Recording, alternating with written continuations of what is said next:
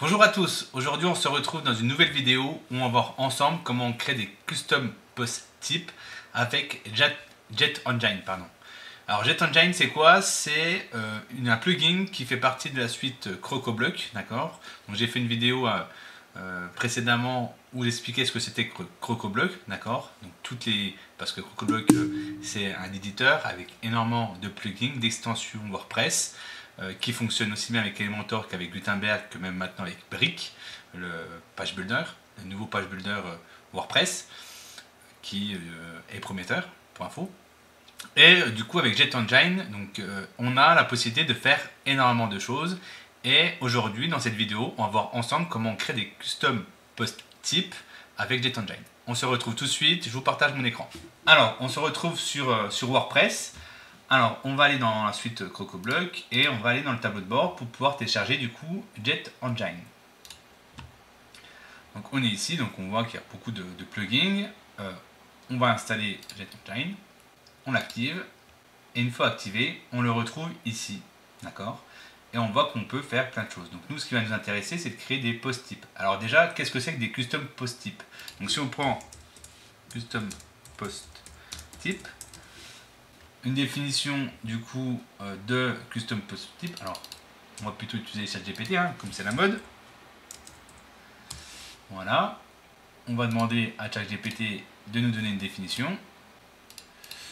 Donne-moi une définition des custom sur WordPress. Voilà.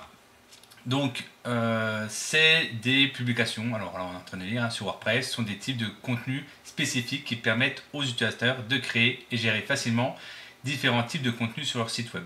En dehors de ces types de publications standards, articles ou pages, donc ça c'est par défaut, c'est ce qu'on a sur un WordPress, ils offrent une grande flexibilité pour structurer et organiser le contenu en fonction des besoins spécifiques du site web. Blablabla, bla, bla, bla, voilà.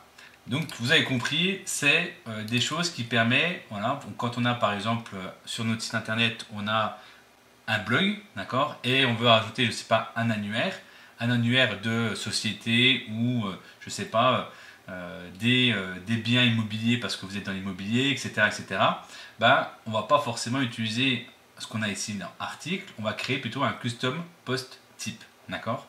Donc on peut, voilà, comme je vous dis, il y a plein d'utilisations possibles. Donc moi, ce que je vais vous proposer de faire, c'est de regarder ensemble. On va créer un post type pour, je sais pas, pour un annuaire. Voilà, tout simplement un annuaire de société. Vous êtes, je sais pas, la CPME ou un organisme comme ça qui référence des entreprises. Ben, on va voir ensemble comment on fait pour créer du coup un annuaire. Donc là, on est ici dans post type et on va créer du coup un post type. Ici, on va l'appeler annuaire. Annuaire, voilà, c'est un annuaire. On va faire un annuaire au singulier. Ici, donc, on a la possibilité de faire plein de choses. On va tout laisser par défaut. Donc là, c'est éditer post type metabox link. Donc ça, on va laisser par défaut désactiver. Cacher les metafield name. Ça, vous allez voir, on va laisser pour le moment tout décocher. En gros, on va rien changer. Tout ce qui est par défaut, on le laisse. Donc ça, c'est les labels, c'est le nom quand on va le créer, vous allez voir, il y a des choses qui vont se créer, c'est de modifier le label. Donc ça, pour le moment, on va rien toucher non plus. Ici, les fonctionnalités avancées, on va tout laisser par défaut. Pour le moment, on va toucher à rien. Ce qui peut être intéressant, par contre, c'est ici au niveau du support. D'accord. Ici, c'est tous les éléments qu'on va afficher sur la page. Donc, on a la page title, editor.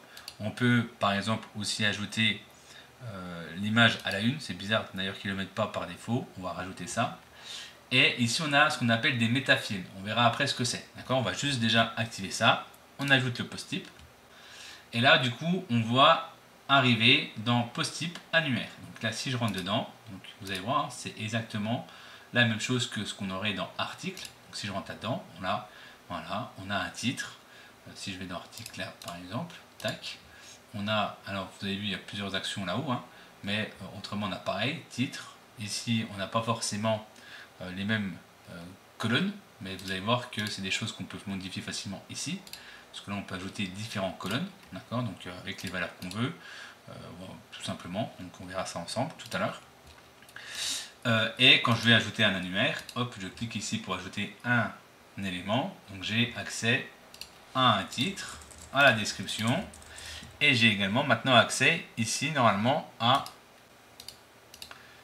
hop, à l'image à la une, parce que je peux ajouter une image à la une. Voilà. On publie, et vous allez voir, ça se présente exactement pareil. Donc là, j'ai créé du coup un membre dans l'annuaire. Voilà.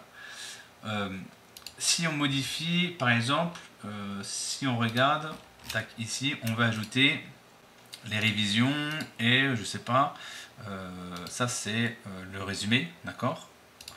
Hop, on retourne ici, on va aller dans modifier et on va voir que on a ici maintenant l'extrait qui est apparu. On peut rédiger un extrait, voilà. Et on avait fait aussi les révisions. Alors les révisions, je sais pas sur Gutenberg où ça se trouve.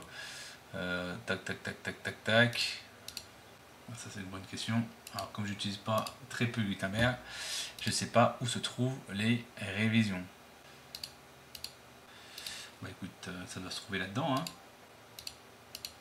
Enfin bref, c'est pas dramatique pour les révisions, mais voilà, c'est là où donc depuis ici, on va pouvoir ajouter des actions, quoi, des fonctionnalités qui sont du coup déjà existants, d'accord. Par contre, si on veut rajouter d'autres éléments, par exemple dans l'annuaire, je vais avoir le nombre de personnes ou le chiffre d'affaires de, par exemple, de la société, d'accord. Ben, on va pouvoir, alors même si je dépasse un petit peu l'objet de cette vidéo, mais c'est d'ajouter ici ce qu'on appelle des meta fields, d'accord, ce qu'on appelle des custom files, d'accord. Donc c'est ici on va pouvoir ajouter par exemple chiffre d'affaires, comme vous l'avez dit, chiffre d'affaires, voilà. On va ajouter, on va laisser comme ça en titre, en texte, pardon, tac. Et là, si je viens ici, j'actualise, je vais avoir, alors voilà, les révisions sont apparues. C'est qu'ici, voilà, donc révision, ça apparaît uniquement quand on fait des modifications. Voilà. Donc sans ça, sans modification, ça apparaît pas, tout simplement. Voilà. Donc ici, on a setting et on a ici maintenant la possibilité de rentrer ici un chiffre d'affaires. Voilà. Ça, ok. Ensuite, ici au niveau des colonnes, imaginons qu'on veut afficher le chiffre d'affaires dans, si je récupère ça, on va marquer CA, et qu'on veut afficher dans la colonne qui se trouve ici. Tac. On va afficher le chiffre d'affaires. On va ajouter ici CA, d'accord, le titre. On va aller chercher la méta value, d'accord, c'est ce qu'on a créé là-haut. Et on va récupérer ici le nom. On l'ajoute ici. L'ordre, donc là on va laisser comme ça par défaut. Est-ce que c'est triable? On va laisser par défaut décocher et on ajoute. Voilà. Et là du coup on a le CA. Donc ici j'ai pas dû enregistrer l'article avec. Voilà, donc là j'enregistre. Hop. Est-ce que c'est pris en compte? Ok, c'est bon. Donc là, si ça n'affiche pas, c'est qu'il y a une raison. Et je crois savoir d'où ça vient. Faites attention, faites ça copie automatiquement ici pour avoir le slug automatiquement ce qu'on a là. Et il ne doit pas aimer les apostrophes. Donc là, on va recommencer. Ici, on récupère ça, on le remet là. Voilà, on le publie. Par contre, faire attention, c'est que comme on a changé le slug, ici, la valeur, elle est partie.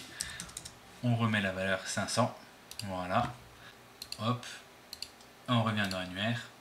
Et là, du coup, ça fonctionne bien. Donc là, si on veut mettre la date, logiquement, la date, c'est après. Donc là, ce qu'on va faire, c'est qu'on va mettre en 2.